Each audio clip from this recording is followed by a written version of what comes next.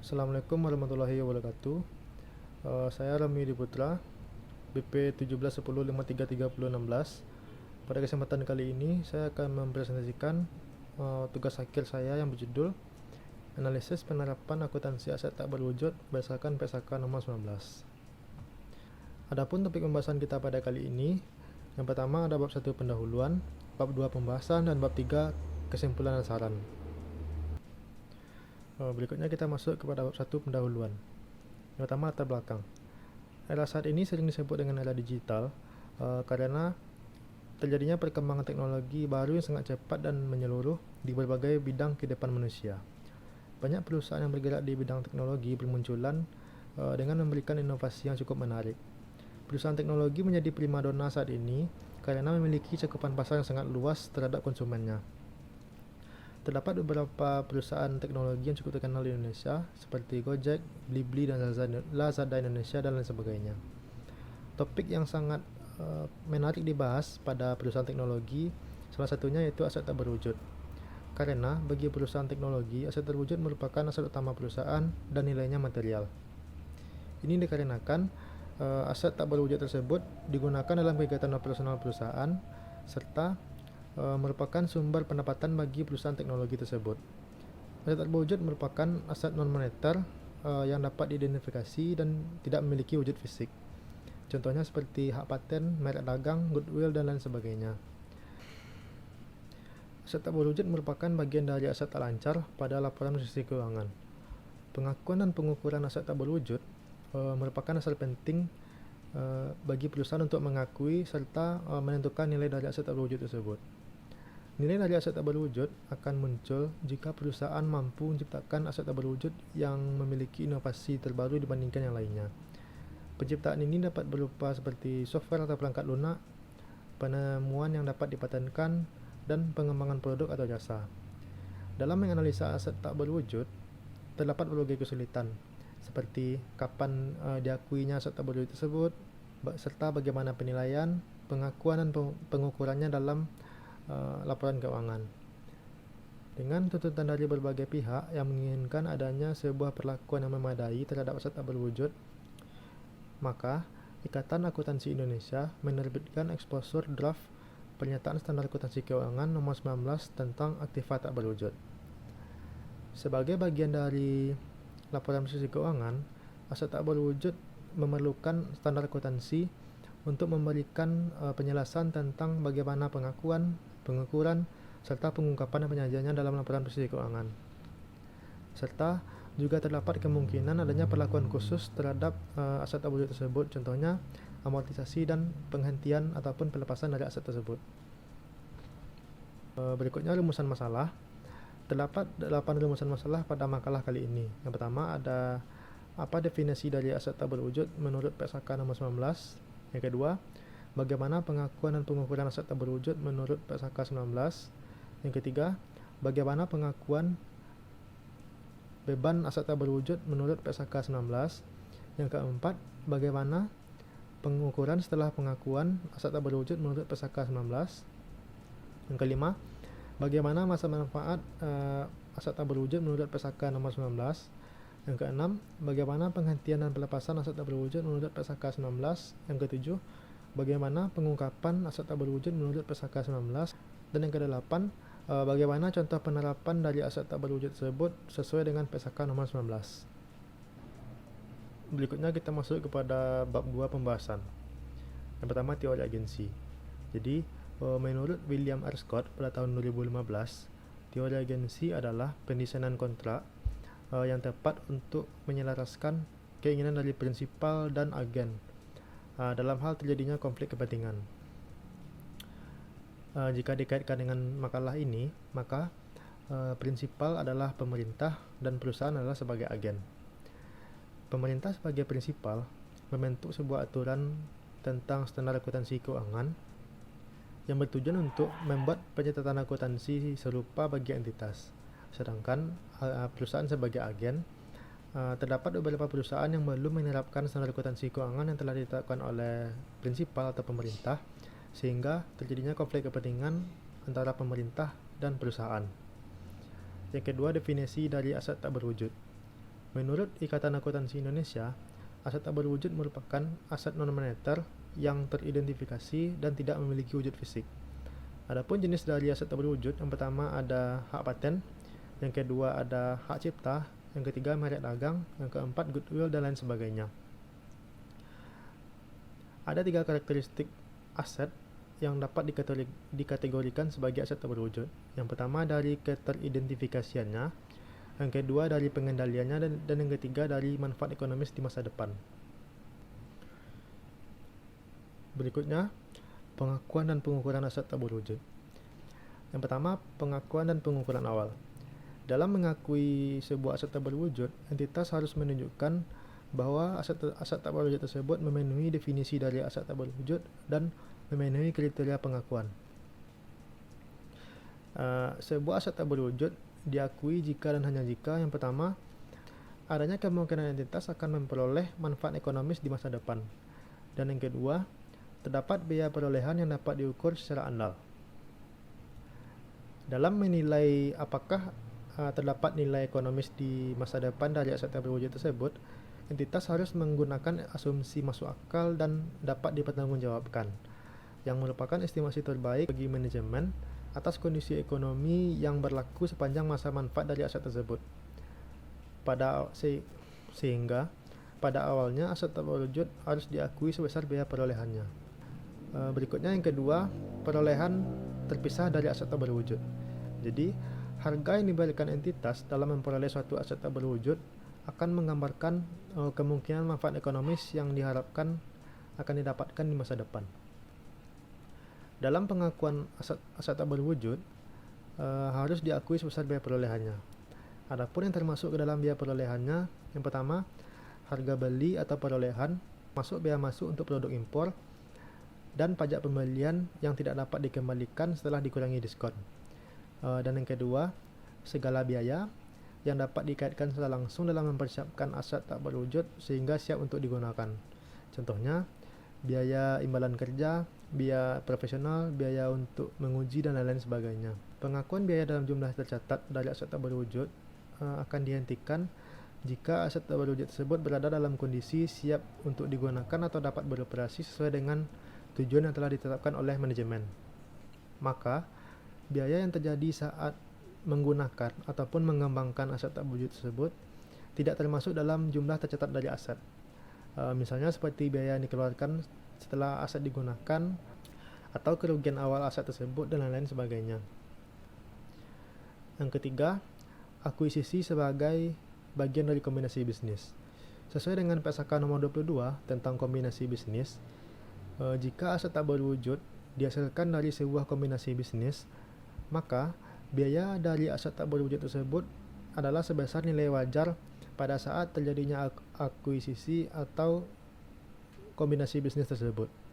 Yang keempat, pengeluaran lebih lanjut yang muncul dari kegiatan penelitian dan pengembangan. Adapun pengeluaran penelitian dan pengembangan ini dapat berupa yang pertama, pengeluaran berhubungan dengan proyek penelitian dan pengembangan yang sedang berjalan atau dalam kombinasi bisnis dan diakui sebagai aset tak berwujud. Yang kedua, pengeluaran yang terjadi setelah akuisisi proyek tersebut dan harus dibukukan. Maka, pengeluaran atas proyek penelitian dan pengembangan yang sedang berjalan tersebut harus diakui dengan persyaratan. Yang pertama, pengeluaran tersebut diakui sebagai beban saat terjadinya jika merupakan pengeluaran penelitian. Yang kedua, pengeluaran tersebut diakui sebagai beban saat terjadinya jika merupakan pengeluaran pengembangan yang tidak memenuhi kriteria untuk diakui sebagai aset tak berwujud. Dan yang ketiga, pengeluaran tersebut ditambahkan dalam jumlah tercatat dari proyek penelitian dan pengembangan dalam proses atau yang sedang berjalan jika biaya tersebut memenuhi kriteria pengakuan dari biaya dalam aset tak berwujud. Berikutnya yang kelima, pengakuisisian dengan hibah pemerintah. Adapun aset tak berwujud yang berasal dari hibah pemerintah ini dapat berupa seperti hak mendarat di bandar udara, hak beroperasi stasiun televisi, hak impor, dan lain-lain. Perusahaan dapat memilih untuk mengakui aset tak berwujud pada awalnya dengan nilai wajar. Jika dengan nilai wajar, maka entitas pada awalnya mengakui sebesar nilai nominal ditambah dengan biaya yang dikeluarkan yang berkaitan langsung untuk menyiapkan aset tersebut untuk bisa digunakan. Yang keenam, pertukaran aset. Aset tak berwujud yang diperoleh dari pertukaran aset ini merujuk kepada pertukaran aset non-moneter dengan aset non-moneter lainnya. Adapun untuk biaya perolehannya dapat diukur dengan nilai wajar. Namun, terkecuali pada transaksi pertukaran tersebut kurang memiliki substansi komersil dan nilai wajar aset tersebut, baik itu yang diterima maupun yang dilepaskan, tidak dapat diukur secara andal. Jika aset tak berwujud yang berasal dari pertukaran aset tidak diukur dengan nilai wajar, maka biaya perolehannya sesuai dengan jumlah aset tercatat pada saat dilepaskan. Yang ketujuh, goodwill yang dihasilkan secara internal. Entitas dalam beberapa kasus melakukan pengeluaran untuk menghasilkan manfaat ekonomis di masa depan. Tetapi, dari pengeluaran tersebut tidak berakibat kepada timbulnya atau munculnya aset tak berwujud yang memenuhi kriteria untuk diakui. Maka, pengeluaran tersebut biasanya diklasifikasikan atau diakui oleh perusahaan sebagai goodwill yang dihasilkan secara internal. Goodwill yang dihasilkan secara internal ini tidak boleh diakui sebagai aset karena goodwill tersebut bukan merupakan suatu sumber daya teridentifikasi yang dikendalikan oleh entitas dan biaya perolehannya tidak bisa diukur secara andal. Selanjutnya yang kedelapan, aset tak berwujud yang dihasilkan secara internal. Ketika perusahaan menghasilkan aset tak berwujud secara internal, entitas akan mengalami kesulitan dalam melakukan pengakuan atas aset tersebut. Ini dikarenakan yang pertama, sulit untuk menentukan apakah aset tersebut telah timbul dan pada saat timbulnya aset tak berwujud tersebut, apakah dapat diidentifikasi manfaat ekonomis di masa depan. Yang kedua, sulit untuk menentukan biaya perolehan dari aset tersebut secara andal karena susah untuk membedakan biaya untuk memelihara atau meningkatkan aset ataupun biaya untuk menjalankan operasional sehari-hari. Sehingga untuk mengakui sebuah aset tak berwujud yang dihasilkan secara internal dapat digolongkan menjadi dua tahapan. Yang pertama tahap riset dan yang kedua tahap pengembangan. Yang pertama tahap riset. Entitas tidak boleh melakukan pengakuan terhadap aset tak berwujud yang timbul dari riset, baik itu tahapan riset maupun proyek internal. Karena entitas belum bisa mengidentifikasi manfaat ekonomis masa depan yang akan diterima. Contoh dari kegiatan riset ini adalah kegiatan yang ditujukan untuk memperoleh pengetahuan baru, pencarian untuk penerapan atas penemuan riset, atau pengetahuan lainnya. Yang kedua, tahap pengembangan.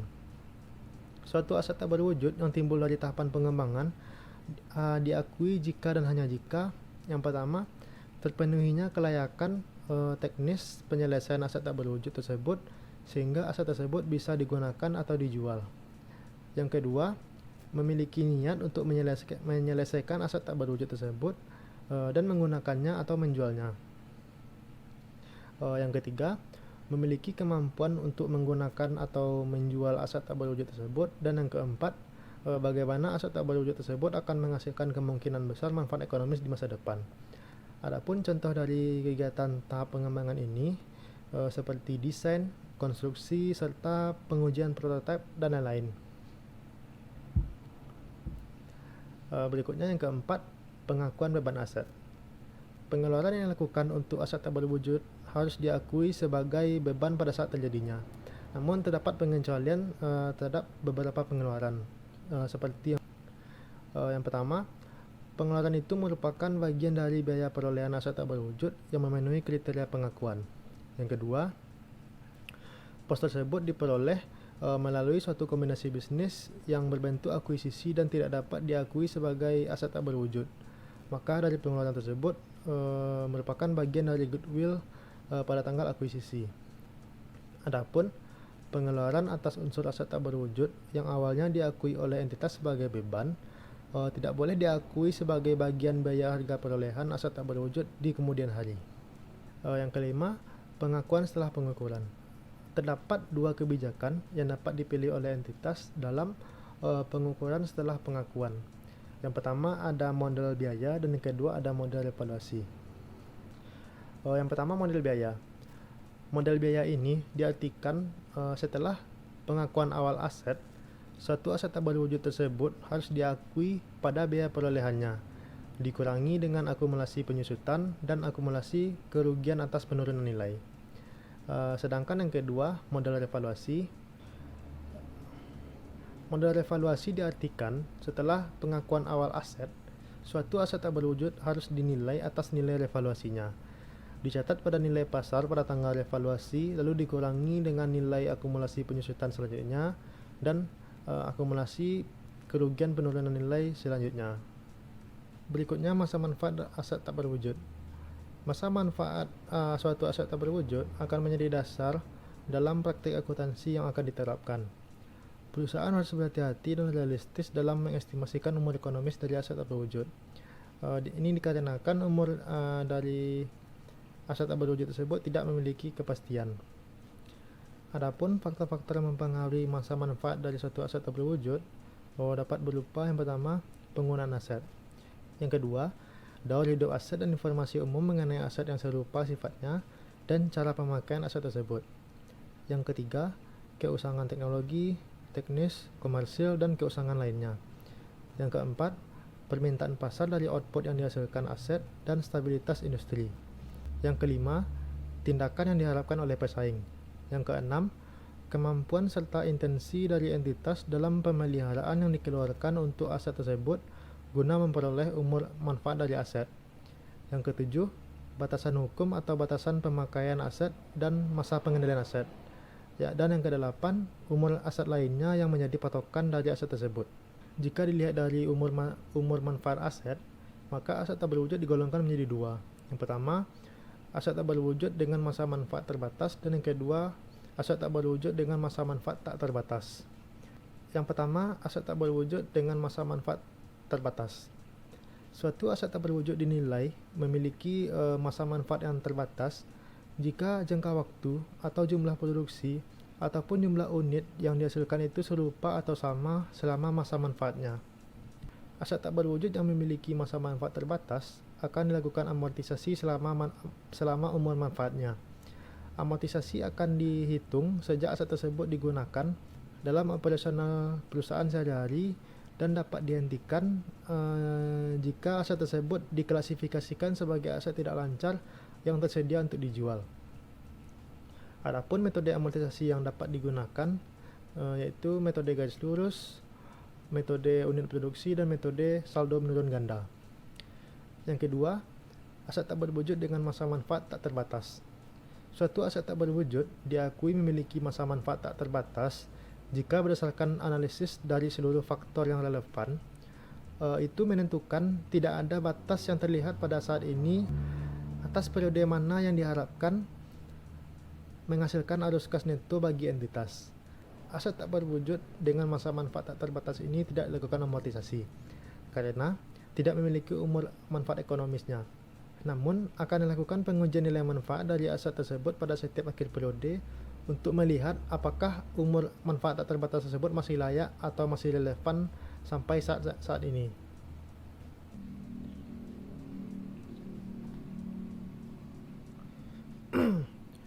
Berikutnya, penghentian dan pelepasan aset tak berwujud. Suatu aset tak berwujud harus dihentikan pengakuannya apabila mengalami kondisi yang pertama, aset tak berwujud tersebut dalam proses pelepasan. Yang kedua, ketika tidak terdapat lagi manfaat ekonomis masa depan yang diharapkan dari penggunaan ataupun pelepasan aset tak berwujud. Adapun jika terjadi keuntungan ataupun kerugian dari penghentian pengakuan suatu aset tak berwujud, maka harus ditetapkan sebagai perbedaan antara nilai bersih pelepasan dan nilai wajar dari aset tersebut. Berikutnya, pengungkapan. Dalam pengungkapan aset tak berwujud, entitas harus mengungkapkan hal-hal sebagai berikut. Yang pertama, apakah masa manfaat dari aset tak berwujud itu terbatas atau tak terbatas? Yang kedua, metode amortisasi yang digunakan untuk aset tak berwujud. Yang ketiga, jumlah tercatat bruto dan akumulasi penyusutan pada awal dan akhir periode. Yang keempat, unsur-unsur dalam laporan pendapatan komprehensif yang mana amortisasi aset tak berwujud termasuk di dalamnya. Yang kelima, pengakuan atas jumlah tercatat pada awal dan akhir periode yang menunjukkan terjadinya perubahan pada jumlah tercatat aset tak berwujud selama periode tertentu. Selanjutnya kita masuk kepada contoh penerapan aset tak berwujud sesuai dengan PSAK nomor 19. Yang pertama, perusahaan Inagata Technosmed. Jadi, Inagata Technosmed ini merupakan salah satu perusahaan teknologi yang berbasis di Kota Malang. Inagata Technosmed ini merupakan perusahaan teknologi yang berfokus pada pengembangan sistem teknologi berbasis web dan mobile. Perusahaan menawarkan berbagai macam pengembangan produk digital, baik itu berupa desain, aplikasi seluler, dan web. Terdapat beberapa perlakuan akuntansi yang dilakukan pada aset tak berwujud pada perusahaan Inagata Technosmed. Yang pertama yaitu pengakuan aset tak berwujud. Secara umum, Inagata Technosmed belum menerapkan standar akuntansi keuangan. Menurut perusahaan, mereka akan kesusahan apabila dalam proses pengembangan sistem teknologinya harus mengikuti standar atau ketentuan dari SAK dan legalitas lainnya. Perusahaan memberikan contoh pada PT Aplikasi Karya Anak Bangsa, yaitu pengembang dari aplikasi Gojek, yang mana mereka baru menerapkan SAK pada saat setelah perusahaan berkembang dan sudah menjadi perusahaan yang stabil. Sehingga dalam penerapan PSAK-nya, Inagata Technosmed akan menerapkan SAK ketika perusahaan menjadi perusahaan yang stabil dan telah mengeluarkan produk yang bersifat berkelanjutan. Namun, dalam kasus Inagata Technosmed ini, terdapat sebuah aplikasi yang dikembangkan sendiri yang memenuhi definisi dari aset tak berwujud, yaitu aplikasi Edopungo. Edopungo merupakan aplikasi yang dihasilkan atau dikuasai penuh oleh Inagata Technosmed dan tidak untuk dijual kepada pihak lain. Edopungo dapat diidentifikasi dan dapat dipisahkan tanpa substansi fisik karena dapat memperoleh opsi lisensi bagi perusahaan. Serta untuk biaya perolehannya sendiri juga sudah dapat diukur karena dalam pengembangan aplikasi tersebut terdapat biaya yang dikeluarkan seperti biaya gaji, biaya hosting, dan biaya domain.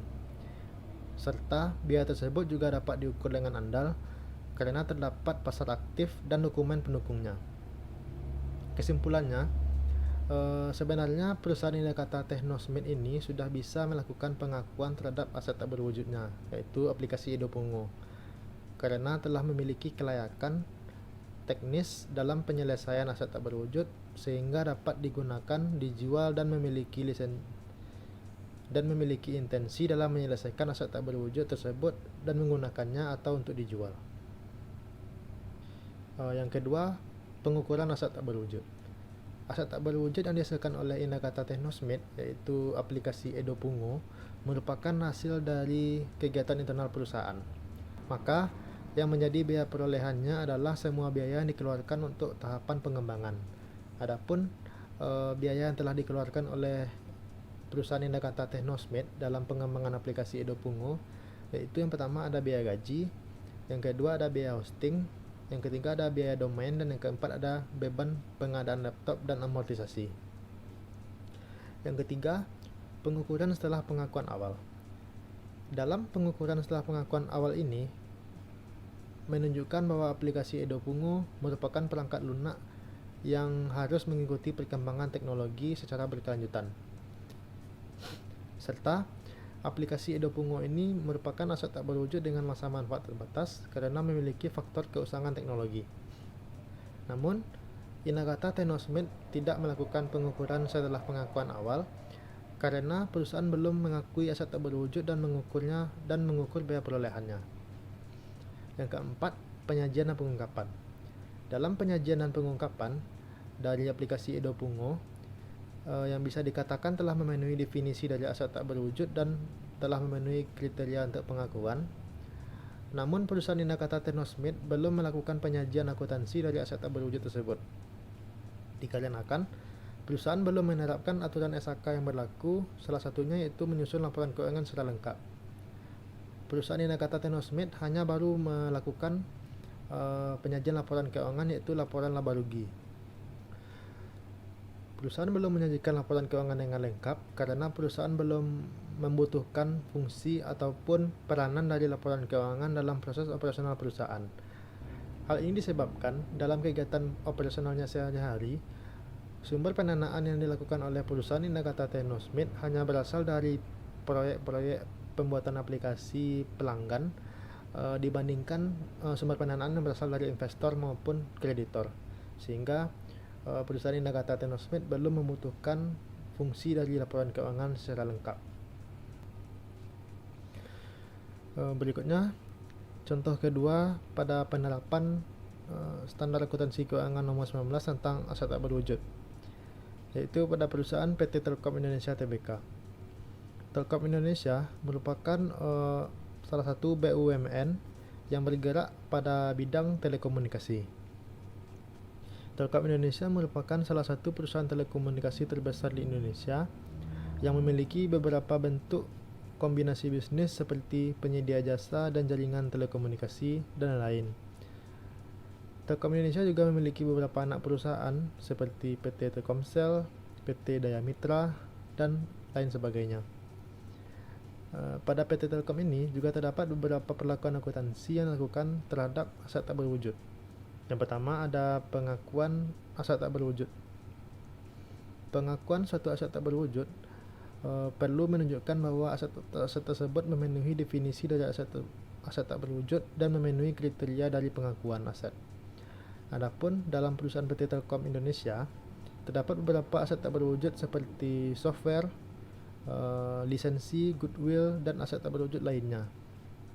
Dengan komposisi terbesar pada software yaitu sebesar 75,2% dari keseluruhan aset tak berwujud. Menurut Firmansyah pada tahun 2020, untuk goodwill pada perusahaan Telkom Indonesia timbul akibat dari beberapa kombinasi bisnis yang dilakukan, yaitu akuisisi pada beberapa perusahaan seperti perusahaan Sigma, Admedica, Data Center, dan masih banyak lainnya. Yang kedua, pengukuran aset tak berwujud. Aset tak berwujud yang dihasilkan oleh Telkom Indonesia yaitu seperti software, lisensi, dan aset tak berwujud lainnya merupakan hasil dari kegiatan internal perusahaan.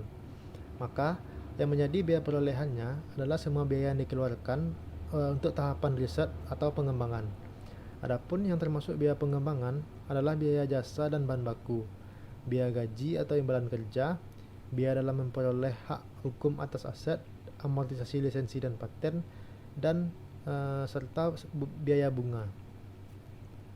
Serta untuk goodwill yang dihasilkan dari hasil kombinasi bisnis itu sendiri, maka pengukuran yang dilakukan atas aset tak berwujud tersebut adalah sebesar nilai wajar aset pada tanggal terjadinya akuisisi. Yang ketiga, pengukuran setelah pengakuan awal. Dalam pengukuran setelah pengakuan awal ini menunjukkan bahwa goodwill, software, lisensi maupun aset tak berwujud lainnya merupakan aset tak berwujud dengan umur manfaat yang terbatas, karena terdapat faktor penggunaan, daur hidup aset, serta keusangan teknologi. Adapun PT Telkom Indonesia sendiri sudah menyajikan umur manfaat dari beberapa aset tak berwujudnya, seperti dari yang pertama ada software yang memiliki masa manfaat 3-6 tahun. Yang kedua ada lisensi yang memiliki manfaat selama 3-20 tahun, dan yang ketiga ada aset tak berwujud lainnya yang memiliki umur manfaat selama 1-30 tahun. Pengungkapan masa manfaat ini dilakukan oleh Telkom Indonesia yang bertujuan untuk menentukan besaran amortisasi tiap tahun sesuai dengan ketentuan dari PSAK nomor 19. Telkom Indonesia melakukan pengukuran setelah pengakuan awal seperti mengungkapkan masa manfaat, mengurutkan amortisasi yang digunakan yaitu metode garis lurus. Maka dapat diartikan bahwa PT Telkom Indonesia sudah melakukan pengukuran setelah pengakuan awal. Yang keempat, penyajian dan pengungkapan.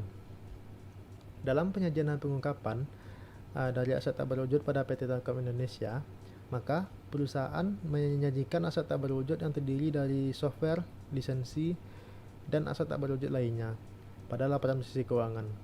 Namun untuk goodwill sendiri, perusahaan Telkom Indonesia hanya menyajikannya dalam aset tak berwujud.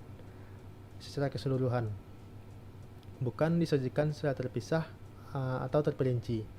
Oleh karena itu, sebaiknya dalam penyajian goodwill atau aset tak berwujud lainnya harus disajikan secara terperinci dan terpisah agar memberikan informasi yang bagus bagi pengguna laporan keuangan. Selanjutnya, perusahaan juga menyajikan beban amortisasi pada aset tak berwujud yang diakui sebagai bagian dari penyusutan dan amortisasi dalam laporan laba rugi dan komprehensif lainnya.